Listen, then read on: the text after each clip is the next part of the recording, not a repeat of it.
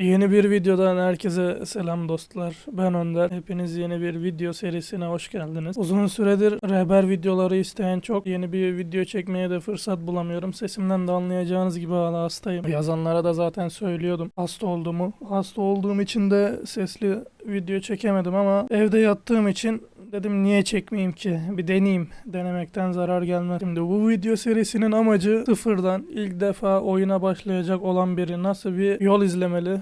Onun serisi olacak. Yani bildiğiniz rehber videosu olacak. Şahi EG'nin sıfırdan bilgi amaçlı rehberi işte yani. Genelde her yer İngilizce olduğu için bizim Türkler de İngilizceyi çevirmekle uğraşmadığı için çok anlamıyorlar oyundan. O yüzden de İlk başladığınız zaman zaten bu şekilde burada başlıyorsunuz. Çarınız bir level, çantanızda 10 tane gapple var yani elma var. Bunlar ihtiyacınız olmayacak buna. Bunu direkt atın. Çantayı açarsınız. Ondan sonra göreve geçersiniz. Bunları bu şekilde atlarsınız. Zaten çok bir önemi yok. Bunu aldığınız zaman şurada diyor bak skill ve stat yerini aç diyor. Zaten parlıyor.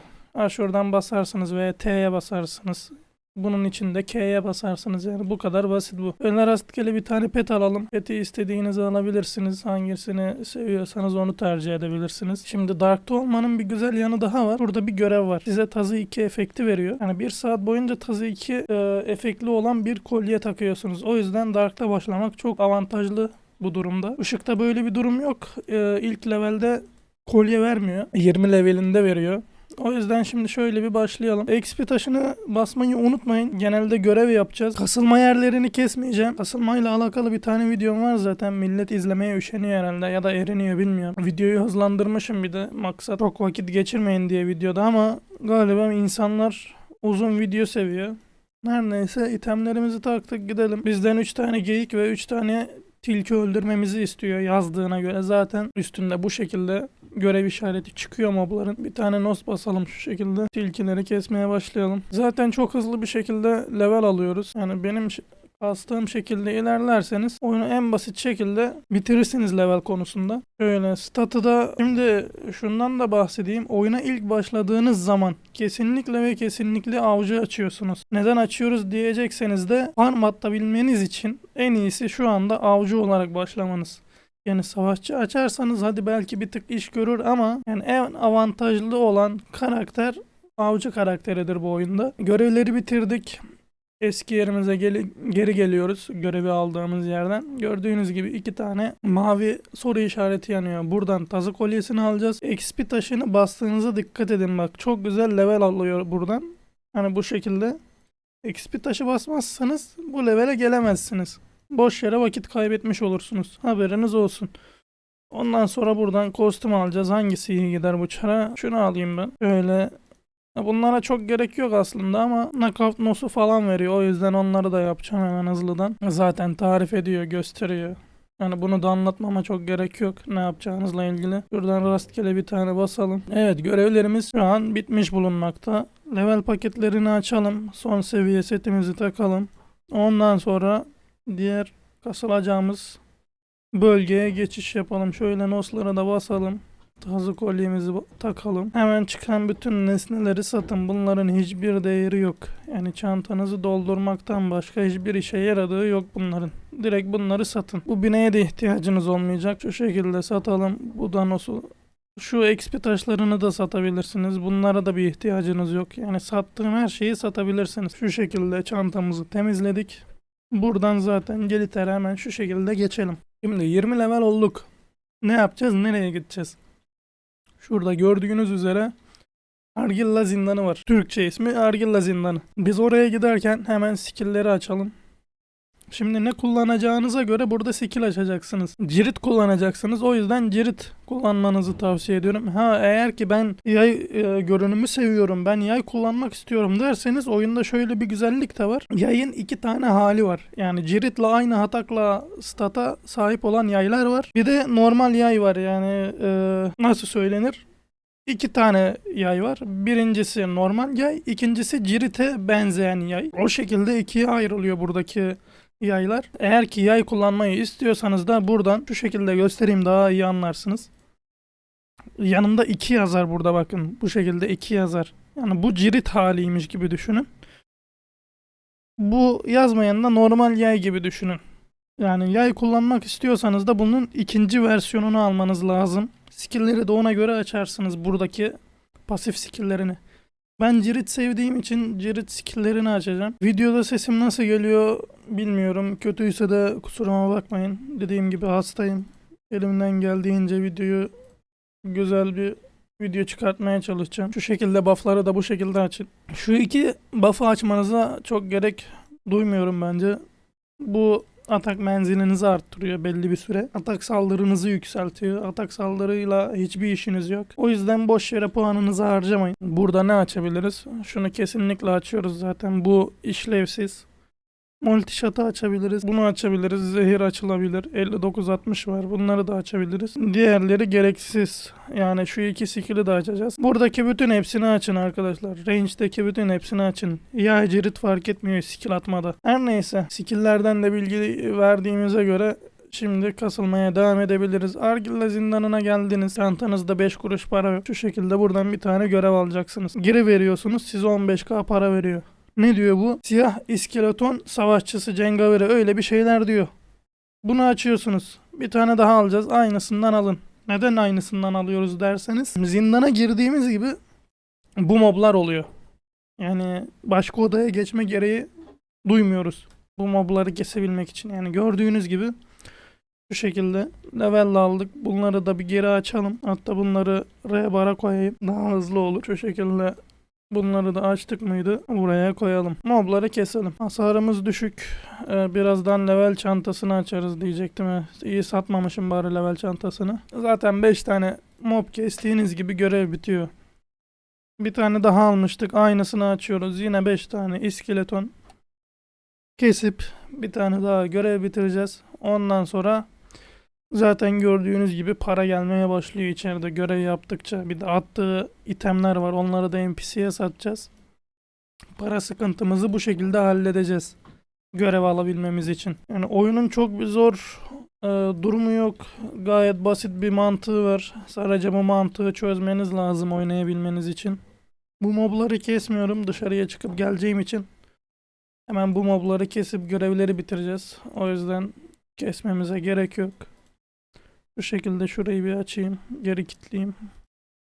Level kutularını açayım. Yani gördüğünüz gibi daha videoyu başlatalı 11 dakika olmuş. 3 dakikası öksürmekle geçse yani 8 dakikadır. 8 dakikada 46 level olmuşuz. Yani level kasmak gayet basit. Sadece mantığı çözüp bilmeniz lazım. Nasıl kasılacağını bilmeniz lazım. Gerisi zaten dediğim gibi çok basit. Şunların hepsini satalım. O miğfer dursun. 41 level itemlerimizi giyeceğiz. İtemleri alalım. Burada başka bir şey var mı? Yok. Bunları da satalım. Bir ihtiyacımız kalmadı bunlara. Hazırlı olan kolyeyi sakın satmayın. Buradan hemen görev alalım. Şimdi hangisinden kaç tane alacağız? Geldik buraya. Asıl konu burası. Paramız kısıtlı. Yani bu iskeletondan fazla çıkmıyor ileriki bölümlerde. 3 tane alsanız yeter. 3 bile fazla. 2 tane alsanız bile yeter de. Hadi 3 tane alalım. Bu şamandan çıkıyor. Yani bundan bir 7 tane alalım. Goblin'den hadi 5 tane alın. Diğer Goblin'den de 5 tane alın. Bunlardan da 7'şer tane alırsak işimiz biter. Paramız fazla. O yüzden bundan bir 3'er tane daha alalım. Son aldıklarımızdan. Bunlar bizim işimizi görecek. Şu şekilde görevlerin hepsini açalım. Kasılmamıza devam edelim. Ben şöyle bir de oyunun sesini açayım ya. Ses olmayınca sarmıyor beni. Oyunun sesiyle oynamayı çok sevmiyorum ama en azından videoda hiç ses olmamasından iyidir. Sadece benim konuşmamı dinleyeceğinize oyunun sesi de bir tık arkadan şu şekilde gelsin. Umarım fazla gelmiyordur. Fazla herhalde oldu. Şöyle bir kısalım. Tamam, bunlar alan skillimiz. Şu an bunları kullanacağız zaten sadece. Tamam, bunları da koymuşuz. Gerisi çok da önemli değil. Şu buff'ları da bastık mıydı? Daha da işimiz olmaz zaten skill barla. Bunlara da bir kökleyelim. Hadi içeriye girelim. Şuradan başlayalım kesmeye. Ya normalde kasılma kısmını geçecektim. Millet kasılmayı da bilmiyor.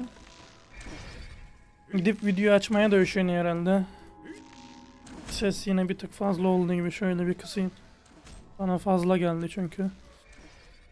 Millet bir tane kasılma videosunu izlemeye üşeniyor herhalde, bilmiyorum. Videoyu hızlandırmışım herhalde çok hızlı geçiyor diye. Millet kasılmayı anlamıyor. Yani YouTube'da videoyu yavaşlatma diye bir şey var. Videoyu durdurabilirsiniz. O şekilde anlarsınız ne yaptığımı da. Millet onu da yapamıyor herhalde. O yüzden uzun uzun sadece bu öksürdüğüm kısımları kesip videoyu yayınlayacağım. İster izleyin, ister izlemeyin. Keyfinize bağlı. Görevler bitti, bak lafa daldık. Açmadık görevleri. Şu şekilde bir görevi açalım. Şu da bitmiş. Şimdi şöyle oyunda bakın, bot polis geliyor. Bunu doğru seçmeniz lazım. Bakın yanlış seçerseniz oyundan atıyor. Bir 4-5 defa yaparsanız sizi otomatik olarak zindana atıyor. Bir de bunun süresi var bakın. 10 saniye kaldı. 50-56 diyor bak. 50-56. Buradan bulup seçeceksiniz. Bu kadar basit bu. Onu sakın yanlış seçmeyin. Zindana gidersiniz. Sonra ben niye zindana çekildim? Ben ne yaptım falan diye Discord'da kendinizi bulursunuz yani. Ben size söyleyeyim şimdiden. Çünkü zindana geçtiğiniz gibi ne panoyu kullanabiliyorsunuz, ne partiyi, ne raid'e join olabiliyorsunuz, ne birine uçabiliyorsunuz. Hiçbir şekilde kaçışı yok burada. Adamlardaki sistem biraz haşhaşlı yani. Beton yetmiyor adamların sisteme, öyle diyeyim. Hemen görevleri yenileyelim. O yüzden oyunun kurallarına uymaya dikkat edin. Zaten oynadıkça az buçuk anlarsınız. Yavaş yavaş oyunun sistemini, kurallarını çözersiniz. Yani gönül ister ki canlı yayın açıp bu videoyu yapalım. Beraber canlı yayında kasılalım ama evdeki internetim aşırı kötü olduğu için böyle bir imkanım yok. Yani canlı yayın açamıyorum. İnternetim bok gibi. Öyle görevleri açmayı unutmayalım. Bu şekilde kaç level'e kadar kasacağız? Burada 67 level'e kadar burada kasılmaya devam edeceğiz. Neden 67 diyeceksiniz? Çünkü ondan sonra sadece görev alıp görev veriyoruz. Daha da bir şey yapmamıza gerek kalmıyor oyunda. 60 level olup da çıkabiliriz ama ondan sonra mob kesmemiz gerekiyor. O mobları da kesemiyoruz tek başıma. Tek başımıza diyeyim. O yüzden burada 67 olmak en mantıklısı.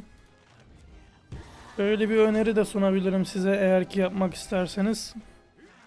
Çar kasacaksanız kesinlikle hafta sonuna denk getirin. Yani hafta içi kastığınız çar 1 level alıyorsa hafta sonu 2 level alıyor. Yani XP bonusu aktif oluyor hafta sonları. Her hafta sonu. Bu hiçbir yerde yazmaz ama yani oyunda her hafta sonu XP bonusu açılıyor.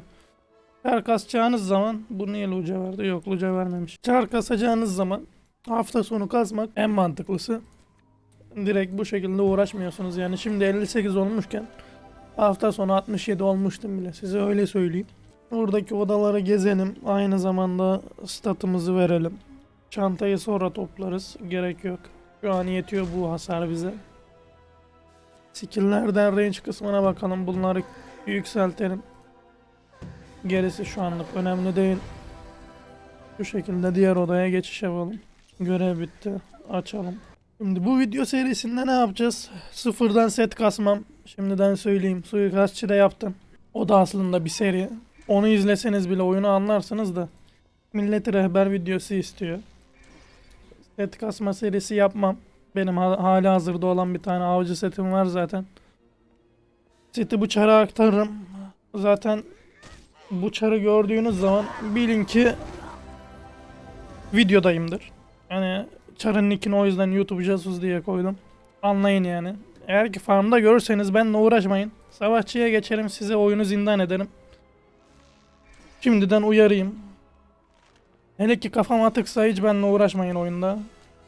Oyunu çok kafaya takarım o zaman. Yorumlarda şöyle bir şey yazmanızı isteyeceğim.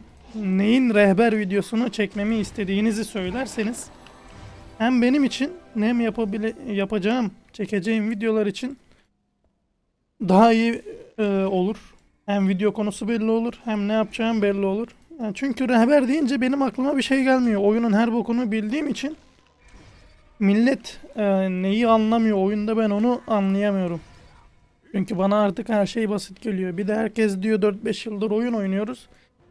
Yani şahıya şahıya hiçbir şey değişmiyor. Ha yabancı sunucu, ha Türk sunucu, isimler harici bir şey değişmiyor. Yani bu parşömeni ben Türk sunucusunda da görsem görev parşömeni derim. Burada da görsem görev parşömeni derim yani. Hadi onu da geçtim. Onu da diyemiyorsunuz. Quest diyor. Yani gidersin çeviriyi açarsın. Quest ne demek amına koyayım dersin. Allah Allah görevmiş demek dersin. Yani bu oyunda biraz Google çeviriyi kullanacaksınız. Kimse kusura bakmasın. Kimsenin İngilizcesi mükemmel ötesinde değil. Benim de aynı şekilde İngilizcem o kadar iyi değil. Temel birkaç kelimeyi biliyoruz. O kadarla idare ediyoruz işte. Kimse İngilizce bilmek zorunda değil ama öğrenmek zorunda. Böyle bir terim de vardır zaten. Bilmemek ayıp değil, öğrenmemek ayıptır diye. O yüzden ben de burada işte aldığım bilgiler kadarıyla İngilizce öğrenmeye çalışıyorum. Bilmediğim kelimeyi açıyorum, araştırıyorum. Aa böyle miymiş deyip yeni bir kelime öğreniyorum yani. Bu işler böyle yürüyor. Hiç kimse anasının karnında İngilizce bilip de doğmadı yani.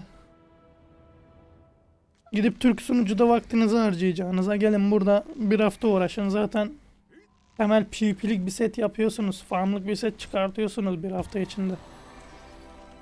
Yani boş yere vakit kaybediyorsunuz. Şimdi diyeceksin ki Önder kardeşim sen burada o kadar senedir oynuyorsun. Senin çar niye bu kadar düşük? Benim çarım falan düşük değil. Benim ışıktaki çarımı bilen biliyor. Yani 4 milyon ranka ulaşacak o çar. Mehmet sağ olsun.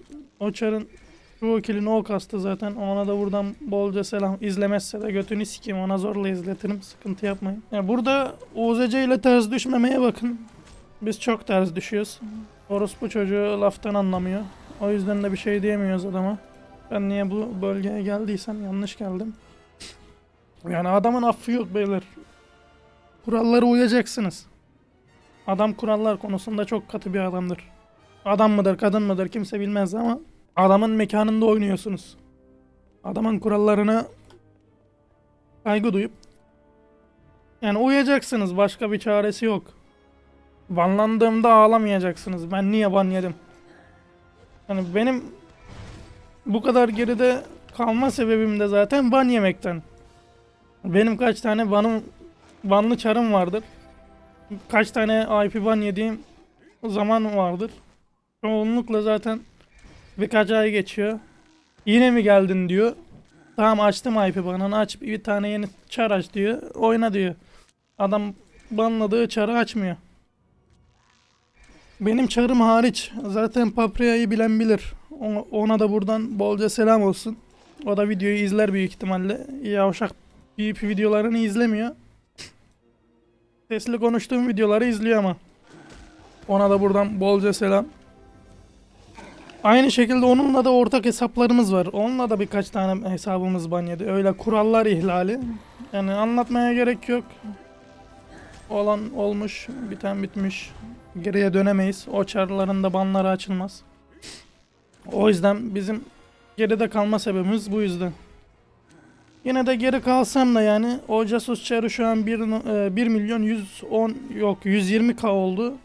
Ben o çarı Temmuz'da ya da Ağustos'ta açtım diye hatırlıyorum. Artık kaç ay geçtiyse yani bir 5-6 ayda bu kadar 1 milyon üzeri rank kasmışım. Ki bir ay boyunca da girmemişimdir. 1-1,5 ay. Bundan bahsedeceğim. Millet yok efendim milletin rankı 10 milyon. Ya amına koyayım oyunda en yüksek rank şu anda 6,5 milyon sınır.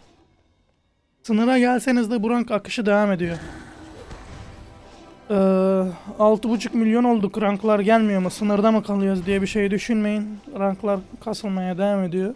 Oyunun en yüksek ranklı kişisinde de şu anda en fazla 10 milyon var diye biliyorum. Ben öyle duydum. Ne kadar doğru ne kadar yanlış bilemem. Ben duyduğumdan bahsedeyim sadece. Ya onun dışında milletin rankı düşük. Ki kimse rankını aktarmıyor. Kendi asıl main char'ına. Rankını düşük bırakıyor. Çünkü 1 milyondan sonrası rank statı az veriyor. Yani 1 milyona kadar kasın. Gerisini düşünmeyin. Gerisi çok da önemli değil. Önemli olan 1 milyona kadar kasıp rank statını almak. Ondan sonra yani 1 milyon olan adamla 3 milyon 4 milyon olan adamın arasında sadece 200-300 stat fark oynuyor. Ama yani 0 killi bir adamla 1 milyon kill olan adamın arasında neredeyse bir 700-800 stat fark oluyor. Yanlış bilmiyorsam. Ya 700 kesin vardır da 800 yoktur. Yanlış bilgi vermeyeyim yine de. Oyunda önemli olan çarınızı 1 milyona kadar rankını kasmak yani. Her gün PvP'ye girin. Zaten deli gibi rank kasılıyor. Dark'ta başlayın, ışıkta başlamayın. Eğer ki oyun bilginiz varsa zaten Dark'ta başlarsınız. Genelde oyunu bilmeyenler yanlış anlamayın ama ışıkta oynuyor ya da oyunu ilk defa görüp ilk başladığı zamanlarda ışığa geçip oynayanlar da ışıkta kalmayı seviyor işte. Herkesin kendi tercihi ama burada ışık gerçekten eziliyor. Yalan yok. O yüzden ışıkta başlamayın. Gelin Dark'ta başlayın başlayacağınız zaman. Ben zaten Dark'tayım. Beni bulursunuz. Bana sorarsınız bir sıkıntı olursa, yardıma ihtiyacınız olur. Bilgi konusunda yine yardım ederiz. Çekinmeden gelip bana yazabilirsiniz. Ben gördükçe zaten herkese yazmaya çalışıyorum. Dönüş yapmaya çalışıyorum. Görmediysen de hakkınızı helal edin. Ben kimseye geri dönüş yapmamak için görmemezlikten gelmem. Her neyse, kasılırken sohbetimiz şu anlık bittiğine göre 67 level olduk. Şöyle bir şu çanta kilidini açalım. CTRL sol tıkla açıp kilitleyebiliyorsunuz. Bu şekilde bir çantayı toparlayalım. Hiç vakit kaybetmeden bakın. Böyle bir parşömen geliyor level kutularından. Bunu açıyorsunuz. Palayon Regnum diyor. Buradan Abarona'yı seçip buraya ışınlanıyoruz. Level konusunu halledelim. Video uzun olacak. Videoyu uzun tutmayı düşünüyorum. Farm atar mıyım bilmem. Farm atmam gibi. Büyük ihtimalle seti geçiririm buna. Direkt kasıldıktan sonra ne yapacağınızla ilgili birkaç bilgi veririm. Ondan sonra videoyu sonlandırırım. Şimdi kardeşim 67 level olduk. Ne yapıyoruz biz burada, ne yarrağımı yiyeceğiz derseniz de buraya geliyoruz. Şurada Tunavis diye bir tane kaşar var. Şuradan bir görevi alalım. Nereye yolluyor bizi? Ha, şuraya yolluyor. Onu siktir edin. Bundan alalım, bu yavşaktan. Ha, şuraya gönderiyor. Bizim de ihtiyacımız olan bu. Bu lavuğun yanına geldik. Ne oldu? 71 level olduk. Burada 2 tane görev açıldı. Bunu alıyoruz. Geri veriyoruz. Sonra buradan geri alıyoruz görevi. Siktir ediyoruz onu. Tekrar alıyoruz. Bu yavşağı geri veriyoruz. Level 80. Bu kadar basit, 80 level olmak yani. Her neyse, harita çok ses çıkartıyor. Hemen şuradan siktir olup gidelim. Ay bakın. Şu oyun sesini bir kısalım. Çok müzik koymuş yavşak. Oyunda kapalı çarşı şuradan gidiliyor. Yine aynı şekilde. Genellikle zaten bu parşömeni kullanıyoruz ışınlanmak için. Şurada sağ üstte The Market var. Markete gideceğiz. Kapalı çarşı. Hemen bir kapalı çarşıya ışınlanalım. Çantamızı toparlayalım. Neleri satacağız, ne yapacağız? 80 level olduk. Hangi skill'ler açılacak? Komboya gerek yok zaten. Komboluk bir durum yok. Kendinize göre bir skill var ayarlarsınız. Öyle oynarsınız. Hemen şöyle bir başlayalım bunları satmaya. Çer çöpü hızlıca. Bunların hiçbiri önemli değil. Hiçbir boka da yaramıyor. Yalandan para gelsin işte. Çok bir ihtiyacımız yok ama yere atmaktansa direkt buradan sağ tıklayıp NPC'ye atabiliyoruz. O yüzden hızlıca satalım. Şimdi elimizde ne kaldı? Elimizde bir bok kalmadı. Bunlarla ihtiyacımız kalmadı. Fazla bile aldık zaten gördüğünüz gibi görevleri. Bunları da satalım. Görevlerle işimiz bitti. Görevleri iptal edelim. Güzelce bir temizleyelim ekranımızı. Stat ver diyor. Statımızı verelim. Set çantası var işte, hemen bunları bir açalım. Onlar bir dursun, 70 levellik olanlar. Onlar önemli. Hemen şunu da açtık mıydı? Olay budur. Şimdi şu gereksizleri hemen geri satalım. Ben cirit kullanacağım diye ciriti bırakıyorum. Siz de aynı şekilde onu bırakın. Bunları hemen bir satalım. Bunları bırakın. Bunlar ihtiyacınız olacak bunlara. Bunlar gereksiz. Assassin seti olanı satın. Şunu da satın. Bu seti de bir çıkartalım. Şunlarla hiçbir ihtiyacımız kalmadı şunlara. Bunların hepsini bir çıkarttık. Bunları da satalım. Kazıya artık ihtiyacımız yok zaten. Gnoslara da ihtiyacımız yok. Bunu da satalım. Ne kaldı elimizde? Bu neymiş ya? Hangisiydi bu? Ha, bu. Tamam, bunu giyelim. Diğerini sevmiyorum zaten. Sattım bunu. Şimdi size şöyle takı seti veriyor başlangıçta. Bunlar çöp. Ama idarelik takacaksınız. Yapacak bir şey yok. Sıfırdan başlıyorsanız. Bunlar lapis kutusu zaten. Bunu kesinlikle açmayın. Bu pet bittikten sonra 1 aylık pet çıkıyor bundan. Petiniz bitene kadar bu kutuyu saklayın. Sakın açmayın. Açtığınız gibi süresi gitmeye başlar. Size 10 tane burada efsun nesnesi veriyor. Bunu zaten silaha basacaksınız ilk başta. Basmanıza da gerek yok ama siz basın. Hasarınız ne olur ne olmaz yükselsin. Şöyle hızlı hızlı basalım. Belki artı 10 olur.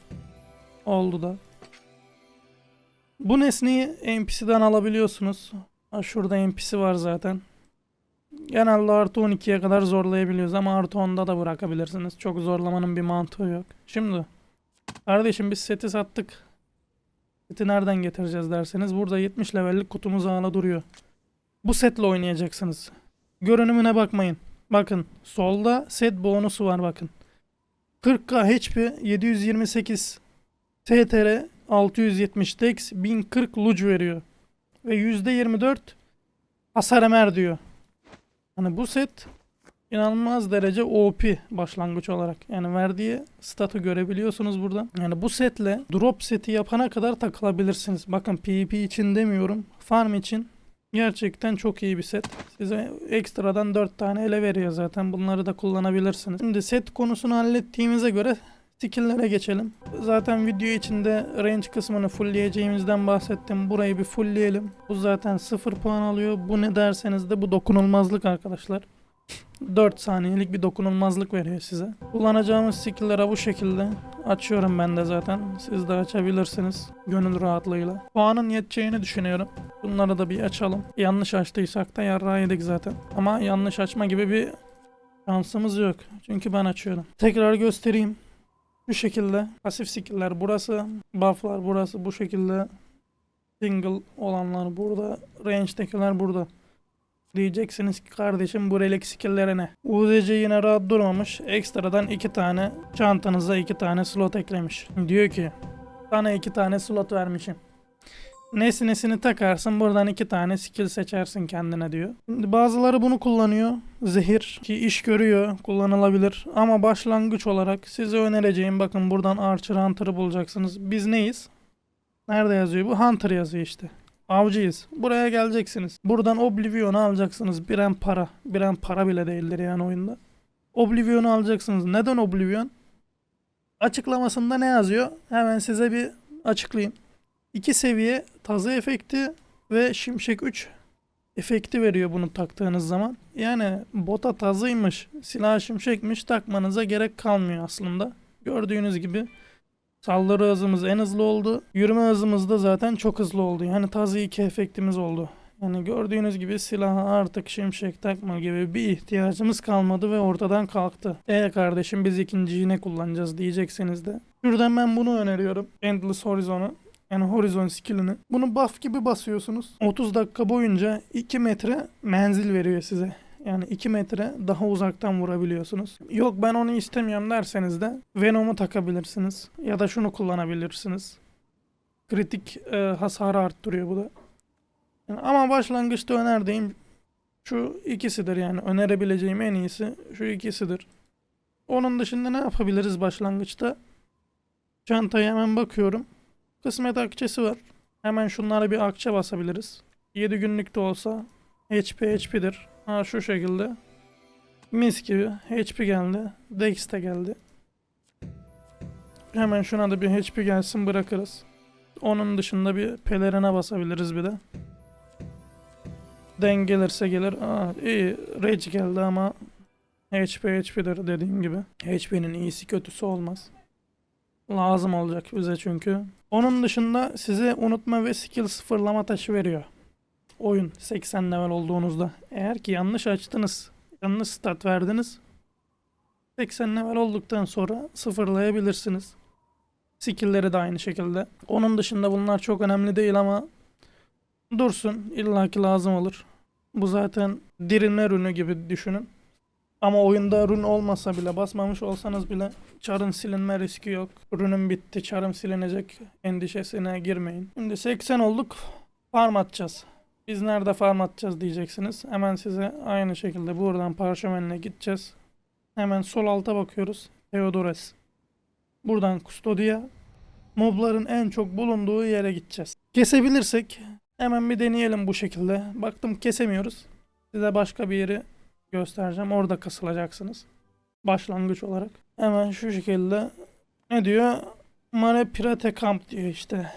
Kamp bölgesine gideceğiz. Orada korsanlar var. Korsanların orada kasılacağız. Ucundan bir 2-3 slot dönmeyi deneyeceğim. Ama ondan önce gitmeden önce hemen hızlıdan buradan bir pot alalım. Pot almadan kesinlikle gitmeyin. Moblar aşırı kilitliyor. Ben biraz acele ettim. Aklımdan çıktı. Hemen şuradan nerede bu potçu? Cam potumuz var. Turuncu ve sarı alsak bize yetiyor. Hatta şöyle bir alalım 2'şer stack. Tamam o yeter. Çok da olmasa da önemli değil. Bu şekilde koyalım ve gidelim. Suikastçı serisinde aslında ben farm bölgelerini bahsettim biraz. En mantıklı farm yerlerini gösterdim. Çoğu kimse izlemedi herhalde. O yüzden bu video serisine başladım. Hiçbir yeri kesmeyeceğim. İzleyen izler dediğim gibi. Hemen bakalım burada kimse var mı? Kimse yoksa hızlıdan bir 2-3 slot dönmeye çalışayım. Dönemezse zaten dediğim gibi başka bir farm bölgesine geçiş yapacağız. İlkten ben bir deneyeyim. Ama dönebiliyor diye hatırlıyorum. Aynen dönüyor. Öyle bir buff'lara basalım. Bu zaten HP'mizi yeniliyor. Şöyle bir sesi kısayım bir. Kafa açmasın. Yani gördüğünüz gibi hasar yemiyoruz. Yediğimiz hasar da zaten şu buff sayesinde geri doluyor. Şöyle race skill'lerini boşaltıyoruz buraya. Yani hasarımız düşük. O yüzden biraz zorlar sizi burası. Öldürme konusunda biraz yavaş kalabilirsiniz. Skill'lerin dolmasını bekleyeceğiz. Yapacak bir şey yok. Şu şekilde basalım geri. Neredeyse bir 30M kastık sadece şu kadarcık slottan. Gördüğünüz gibi. Bence burada kasılın. Hiç başka yere de geçmeyelim. Hiç başka yerle kafanızı karıştırmayayım ben. Şimdi kardeşim biz burada ne yapacağız? Size buradan seviye 7, seviye 8 ve seviye 9 lapis atıyor. Onun dışında ne kasacaksınız? Burada bir tane nesne atıyor bak. Gördüğünüz gibi 5 tane nesne atmış. Bundan bir 580 tane kasıyorsunuz. Neden 580 tane derseniz de bununla drop takıları alacağız. Bu görev nesnesiyle. Tekrardan bot polis geldi. Zaten level kasarken bahsettiğim gibi bakın burada 89-14 diyor. Hemen burada bulup seçiyorsunuz. Benimki en başta, bu süreyi sakın geçirmeyin. Dediğim gibi sonradan zindanla uğraşırsınız. Hemen şuradaki mobları da çekeyim. Evet kitlemeye başladılar. Şurada TS'e basacağım. Hızlıca keseyim. Uğraşmak istemiyorum. Hızlıca o 580 taneyi kastıktan sonra nereden alacağınızı göstereceğim takılları. Onların da bir görev yerini göstereyim. Sonra videoyu sonlandıracağım. Operatör de atıyor. Baya buradan bir şey atıyor yani. Kaç aydır burada hiç farm atmıyorum. Zaten main char'la bile farm atmıyorum kaç aydır. PvP'den PvP'ye giriyorum sadece. Beni oyunda normalde bulamazsınız. PvP zamanları oyuna giriyorum sadece. Orayı toplasak mı? Toplayalım. Zararı yok. İşte benim de huyum, böyle bir huyum var. Farm'a geçince de farm'ı bırakamıyorum. Öyle bir hastalık benimki de. Hemen şu şekilde avcı olduğumuz için rahat rahat mobları çekebiliyoruz işte yanımıza. Avcının da bir güzelliği bu. O yavşak gitti ama neyse. Şimdi buradan düşen lapisleri mesela şey yapabilirsiniz. Silaha basabilirsiniz atak yükselsin diye. Zaten takı setini aldıktan sonra bayağı bir rahatlayacak aslında. Çar direkt yani bu komboyu attıktan sonra direkt yatırırsınız yani buradaki mobları. Skill beklemek zorunda kalmazsınız. Eğer ki kardeşim biz burada uğraşmak istemiyorsanız derseniz de yine de ben bir diğer farm bölgesini göstereyim. Hemen şuraya bir geçelim. Canımızı fullleyelim. Işınlanırken canımız dolu değilse bekletiyor çünkü. Şimdi ilk olarak önerdiğim farm bölgesi bu. Yani en garantili olanı, yani en fazla takı nesnesi atan yer, bir de en fazla para kasılan yer ilk başta olarak. Onun dışında ben bu kadar skill bekletemem, pot falan uğraşamam derseniz de ilk başta buradan gördüğünüz gibi ışınlanma butonu var. Oradan Duveter'a geçeceğiz. Yani kutsal sınır bölgesi. Karis Raigo bizim Türkçe'de bildiğiniz üzere bu şekilde geçiyor. Ben suikastçıda buraya geçmiştim. O diğer haritadaki moblarla uğraşmamak için. Neden burası diyeceksiniz. Burada ne düşüyor? Kısaca bahsedeyim. Aslında burada başlamanız daha önemli. Daha yararlı hatta. Neden diyeceksiniz. Burada takı lapisi düşüyor.